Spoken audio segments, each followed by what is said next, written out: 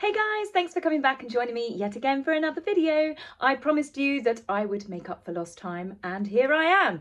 So I did notice something which some of you pointed out in the comments. As I was filming, my candles went out one by one yesterday. So yeah, I did notice that in the video as I was editing. I was like, oh, I obviously lit the tea lights a little bit too early, but it's a nice glow, isn't it? These are these rock salt candle holders that I am obsessed with. My husband, not so much. He's already warned me and turned around and said, I draw the line at having dream catchers. And I was like, I love a dream catcher. No, apparently that's too 90s even for him. I might get him one as a surprise Christmas present just to see his face. So where is the best part to start the video? I would say let's start at the top. Let's start with the King and Queen of the United Kingdom. First up, Camilla and Charles have had their new ciphers released to the public. Camilla's was designed by Professor Ewan Clayton. You can see it is a C and an R. They're both C and R.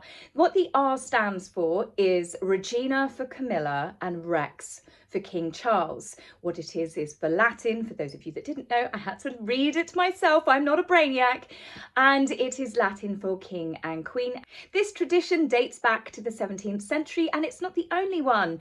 I have recently learnt, because this is a Learning with Taz episode, when King Charles's face is obviously put on money, coins and cash, he will face to the left, whereas Queen Elizabeth, his mother, always faced to the right. This is a tradition, again, which alternates the way the successive monarchs are facing. So when Prince William obviously takes the throne, he will be facing right, taking after the Queen, and then Prince George, if we still obviously have a monarchy, he will then take after his grandfather, King Charles III, and he will be facing left as well. It was one of those things that I wasn't aware of, and I thought I'd share it. So while we're talking about the King and Queen, they have been doing a visit to the great county of Yorkshire.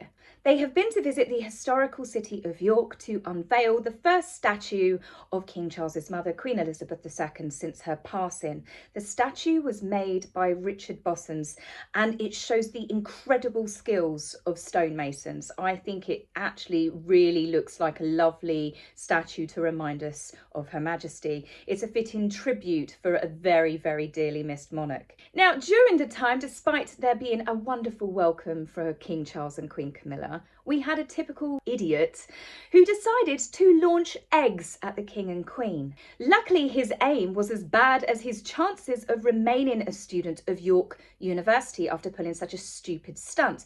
I'm all up for free speech and protesting, but launching missiles, that is a whole different ballgame.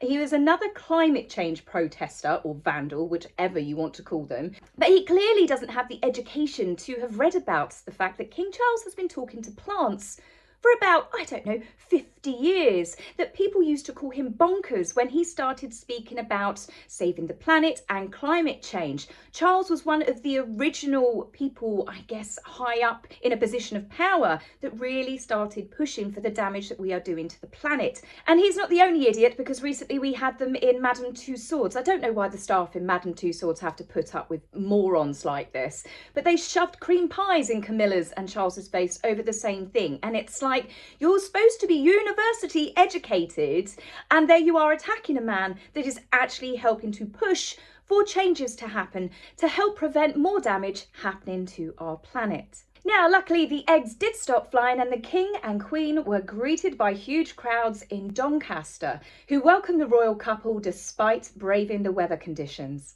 King Charles met up again with Ben Parkinson.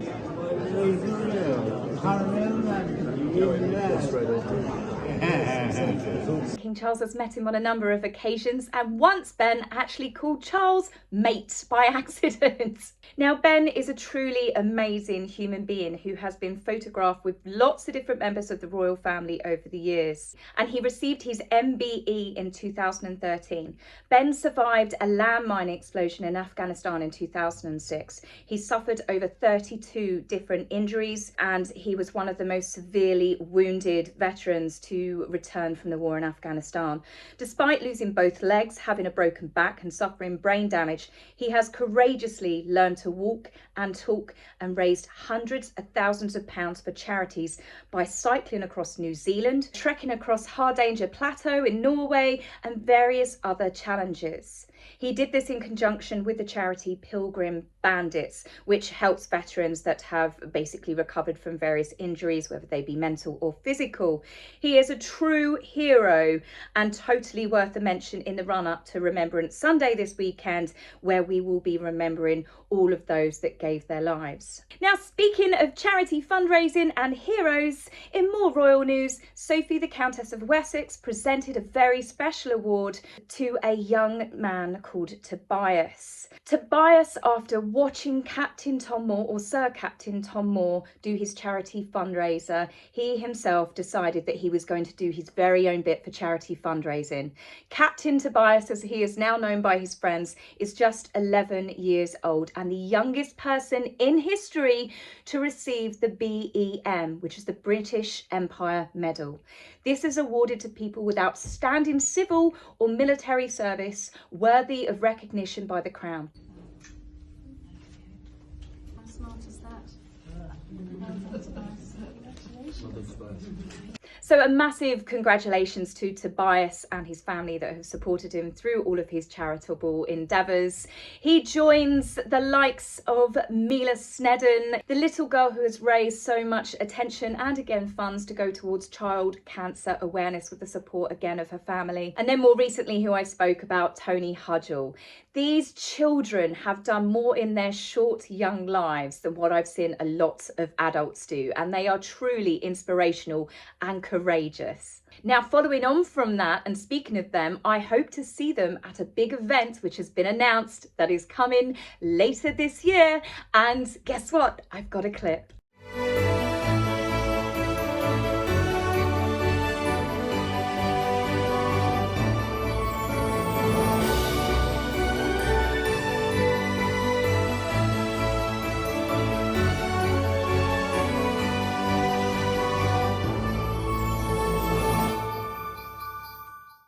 Yes, Catherine, our very own Princess of Wales, is going to be hosting another huge Christmas Carol concert, and I love it. It's apparently going to be done in honour again of our dearly departed Queen Elizabeth, and I cannot wait for it. It's made me festive. Now, those of you that don't know me and you're watching me for the first time, or you haven't been around my channel over Christmas, I am Mrs. Grinch. I go on holiday so I don't have to put a Christmas tree up. However, seeing that little cartoon and hearing the little tinklings of Christmas music, maybe I did have a breakdown last week, because I'm like, I think I might put a tree up. I think I might go festive. I actually lay into my best friend. I don't lay into her, but she always sends me a message in normally about early November, and it's her Christmas tree that's up. This year I saw it and I was like, oh, that's lovely. Do you know what? I might do the same, because we could all do with a little bit of Christmas cheer. So you this year may just end up with a festive taz. Now, in one of the most adorable moments that I have seen with Princess Catherine, she appears with a little boy called Akeem. And this, again, I've got a clip for you because it is too adorable not to share. My name is Catherine. Okay. Nice to meet you. Have you got a puppy? I have a flower. Yeah, it's very famous. Would you like mine? Yes. Yeah. You can have my puppy. There you go. See if I can get it out. Shall I see if I can get out? Here we go. And do you know what this is for? It's remembering all the soldiers who died in the war. There you go, that's for you. You look after it? Yeah? Maybe I'll give you, is your teacher here or your mummy here? Yes, mummy's here. Is your mummy here? Shall I give her the pin in case she wants to put it on? Yes. Nice to meet you. What's your name? Hello. Nice to see you. His proud mummy was filming the moment, and I would take that poppy home and frame it. It would be up on the wall, pride of place. But how cute the interaction with young Akeem, and I think that might have been his sister that came on at the end. And it's just adorable. She really, people have always called Catherine, oh, she's, you know, the people's princess, because they obviously called Diana it, but she just has a knack with children, and they sense it. I've said this so many times.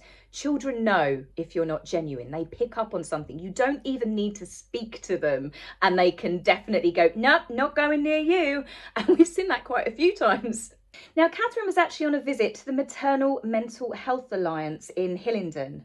Catherine is naturally always in her element when she's spending time with other mothers and of course young children, and she's always smiling and chatting with the staff. The centre helps vulnerable mothers in the local community and offers a variety of services and access to mental health advisors, midwives, social workers, anything linked to family support. Obviously, this complements Catherine's work on children's mental health, the early years and childhood development with the Royal Foundation. And again, just seeing Catherine interact in these sorts of environments, it's lovely. She just comes across as such a sweet and kind person. And I know that I say down to earth, but when you think the number of photographers that are there, and they've obviously got cameras to be reported in the media, and she completely blocks them out. Nothing is posed, nothing is contrived. She is just completely natural. And I do feel that you get to see her genuine personality shining through on events like this. Now, speaking of the not so genuine, we have had another photograph of Meghan pop up. I think she must be getting desperate. No one's really running stories on them. I think that she finished everyone off with this podcast. But Omid Scobie has done a tweet, their favourite chosen mouthpiece, and he is talking about, if you're going to vote, please click on Archewell. Vote like Meghan and Prince Harry. Okay, he doesn't say Prince Harry voted because he can't, but he is talking about trying to redirect traffic for people that are wanting to vote. Obviously, their followers and their fan base, which I think is a little bit wrong. They're supposed to be a charitable organisation, and it is... When you look at it, and Meghan with that I voted sticker, it's political propaganda. And the fact that Archewell does have Harry's and Meghan's dukedom, their titles, all over it, British royal titles, the Duke of Sussex, the Duchess of Sussex, everything they do.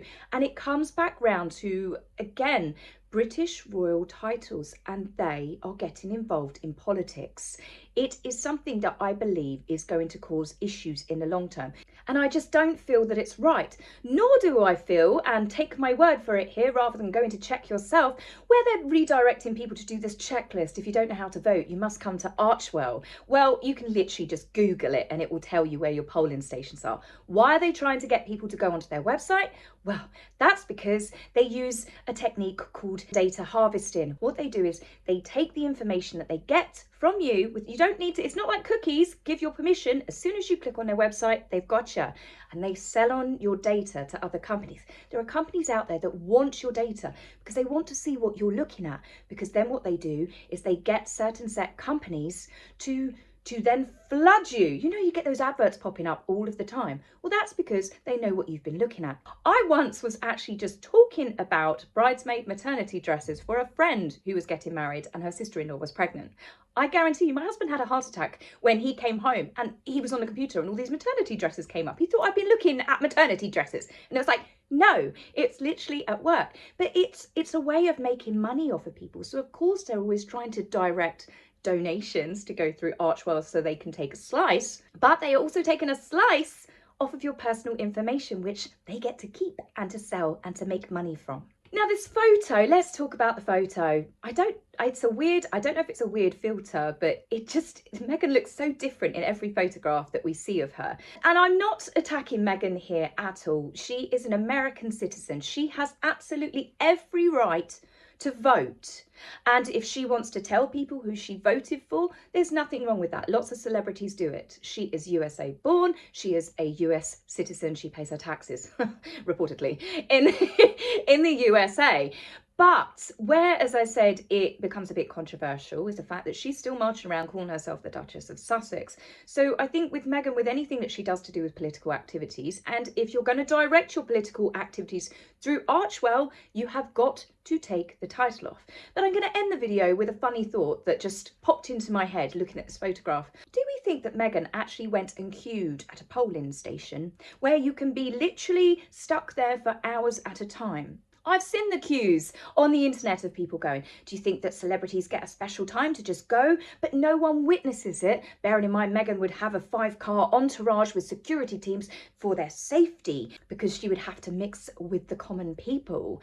But the fact that Meghan wasn't actually photographed anywhere, any polling stations, no one saw a mass motorcade of security vehicles turn up at any point, makes me think that Meghan has dialed a photographer, and she's got her crumpled up Archwell hat out of the back of the garage where they've probably got lots of excess copies of The Bench and soon to be Harry's memoir, and shoved on a jacket to make it look like I'm casual, I'm out.